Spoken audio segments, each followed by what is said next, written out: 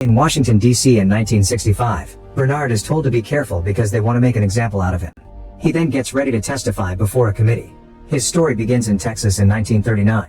Child Bernard works as a shoeshiner outside a bank, so he hears all the customers' conversations about finances and real estate investing. Once his customers leave, he writes down everything on his notebook. One day he stands by the window to learn more stuff from a bank meeting. However, a cop sees him and pulls him down.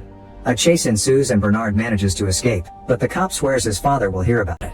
That night Bernard's dad scolds him for spying on white people, explaining how black men have been hanged for less. He sees the notebook and admits that Bernard is very smart, but also warns him that white men will never let him make money. However, Bernard is stubborn and swears he'll be rich one day. In Los Angeles in 1954, an older Bernard is married to Eunice and they have a son. Today they're visiting Eunice's family and her uncle shares that an aircraft company is hiring black men. Bernard turns down the offer, saying he's trying to make money through real estate. His plan is to own a property and earn money through rent. Since the family is currently renting a small shed that belongs to the uncle, the man gets angry and accuses Bernard of not wanting to work. After dinner, Eunice tells her uncle that Bernard is a genius and that things will be solved soon. Then she joins her husband in the shed and Bernard promises he'll get them out of there as soon as possible. The next day Bernard takes Eunice's cousin Tony to work. Tony's friend Matt admires Bernard's car and thinks he's rich, so Tony tells him that Bernard owns buildings. Afterward, Bernard visits a bunch of buildings in a white neighborhood, making sure to check what state they're in and their prices. Later Bernard tells Eunice that he's found the perfect building, but buying it would leave them with no money for renovations. Thinking they need a co-investor, Eunice decides to introduce Bernard to Joe, the man she used to work for before she got married. Joe is very laid back and jokes about everything, so Bernard can't take him seriously and refuses to work with him. The couple leaves without sharing their business idea, and on their way out, they see the governor coming to visit Joe because they're friends. This is still not enough to change Bernard's mind. Sometime later Bernard meets with Patrick, the owner of the house he wants to buy. Bernard asks him to loan him $10,000 for renovations if he buys the house, but Patrick refuses and explains why by using some calculations. His math has mistakes and Bernard immediately corrects them. This impresses Patrick, but he still won't loan him the money. Before leaving, Bernard notices a calendar sent by Reed from Mid-City Bank. Then Bernard goes to that bank and asks for Reed. The secretary tells him Reed isn't available, although Bernard can see he is, which means he's being kicked out because of his race. Instead, Bernard decides to wait outside the bank. Eventually Reed leaves work and Bernard immediately approaches him to tell him about a business idea that would benefit both him and Patrick. That night Bernard tells Eunice that he didn't get the loan. At that moment he gets a call from Patrick, who has heard that Bernard used his name to talk to Reed. Patrick asks him if he thinks what he did follows normal business customs, and Bernard answers no.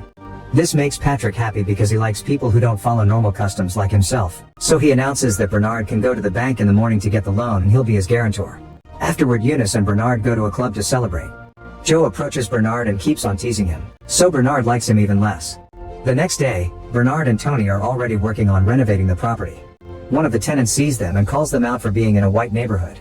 Bernard explains he's the new owner, but the old lady doesn't believe him. Moments later Matt arrives to help and Bernard asks him if he'd be fine working for a black man. Matt answers that the only color he cares about is money green.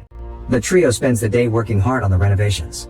Soon two cops arrive saying the old lady complained about the black men working in the building. Bernard shows them the paperwork that proves he's the building owner and the officers quickly leave. After the renovations are done, Bernard moves to one of the apartments and is seen by the old lady, who moves out the next morning to avoid living next to a black family. Soon more black people are asking to rent the apartments and the property is fully leased in just a few days. Patrick is impressed and asks Bernard to be his business partner. Bernard can choose the buildings because he has a good eye and Patrick will be the face to avoid bigotry. The men shake hands and agree on 50-50. For the next few weeks the new business duo continues to buy properties and their business blossoms. Matt and Tony help them with the renovations and Eunice chooses the decorations. One day Bernard asks Eunice for ideas for a huge house, only to reveal this is their new home. Sometime later, Patrick is found dead in his bed. After the funeral, Patrick's wife announces she wants to end the business and offers Bernard 25% of the money. Bernard calls her out since he's supposed to own 50%, but since his name isn't on any papers, he must take this or nothing. The lawyer tells Bernard that to prove the original arrangement, he'll need a witness. Bernard goes to the bank to see Reed, but he refuses to receive him. On his way out, Bernard looks at a sign that makes him realize how much space the bank needs. He visits Joe and shares his idea. They should work together to buy the banker's building. That way none of the banks that rent space there will be able to refuse to give them loans, which in turn means buying more buildings. Joe likes the idea but thinks nobody will want to sell to black men, so they invite Matt to be the face of the business. Matt is unsure because he knows nothing about this topic and ends up leaving even though the men promise to guide him. Later Matt goes to a diner and is still nervous about the whole plan. The waitress Susie asks him if he's okay, so he explains he's considering a new job in real estate. Susie is very impressed by this, which makes Matt change his attitude and he rushes back to the guys to take the job. The first step to train Matt is teaching him how to talk to rich folks, so Joe makes the group go to the golf course at 6 a.m. to learn the game. Soon they're joined by Joe's banker Donald, who will lend $2 million. Bernard assures him they'll get the building for less. Next, Bernard teaches Joe about all the calculations needed for the job, although math isn't Matt's strong suit. For the next few weeks, Matt practices hard to get better at golf and math. He struggles a lot at first, but he gains confidence every day and impresses the others with a hole-in-one, followed by a successful calculation. Now he can get his first suit. Joe teaches him how to drink like a man, and Eunice teaches him all about dining etiquette. When Matt manages to do a calculation in his head while golfing, the men decide he's ready. The next step is to discuss the details of the plan. The banker's building is owned by Charles, who often plays golf at a very exclusive country club. Joe makes some arrangements and manages to get Matt in as a guest. Joe pretends to be his driver to make him look richer than he is. Using his golf skills, Matt manages to impress everyone and successfully organizes a meeting with Charles in his office. Joe and Bernard train him for a week, and when the day comes, Matt is ready to answer all of Charles' questions. He's memorized all the calculations and repeats them by pretending he's doing the math on the spot. In the end, Charles agrees to sell the building for $1,560,000. After the group celebrates, they start to redecorate the office and their relationship with the bankers grows very quickly. Soon they're getting the loans they need and buying lots of buildings in fancy white neighborhoods. This economic stability allows Matt to marry Susie. In just a few months, the trio becomes the biggest real estate businessmen in the state, and they even get to meet the vice president. A few years later, in 1963, Bernard returns to Texas with his family to visit his father. The old man is happy to see him and even tells him how proud he is. The next day he takes a walk with his son and has to explain why here the fountains are separated. Bernard stops at the corner where he used to work and asks the new shoeshiner to do his shoes, but the man refuses because he's black. Then Bernard stares at the bank where he learned everything and gets an idea. When Bernard returns to Los Angeles, he tells Joe that he wants to buy the bank in Texas. Joe points out they know nothing about running a bank, which is very complex and will be even harder because Texans won't like a black man in charge. Bernard points out they can use Matt again and explains that there's a large untapped market because black people aren't allowed to borrow money. After a long argument, a very reluctant Joe ends up agreeing just not to lose Bernard as a partner, calling it a bad idea. Sometime later, Donald helps Matt buy the Texan bank for Bernard and Joe. As part of the deal, the previous owner and his son Robert will still have a 20% interest.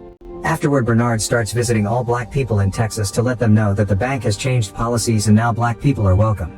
However, he also asks them to keep it discreet since racist folks won't approve of the bank doing this. All the loans are done through Bernard and Matt, and soon lots of black businesses in the neighborhood are flourishing. After 3 months of this, Robert, who still works at the bank, notices how many loans Matt has been approving, so he wonders where all these new clients suddenly came from. Matt dodges the question and Robert is so suspicious that he starts following him. He finds him chatting with Bernard and takes pictures. That night when Matt goes home, Susie admits she hates Texas. She also points out that Matt is only getting a salary when supposedly he was promised to be partner. The next day, Robert shows up at Bernard's house while he's having a meeting with Matt and Joe.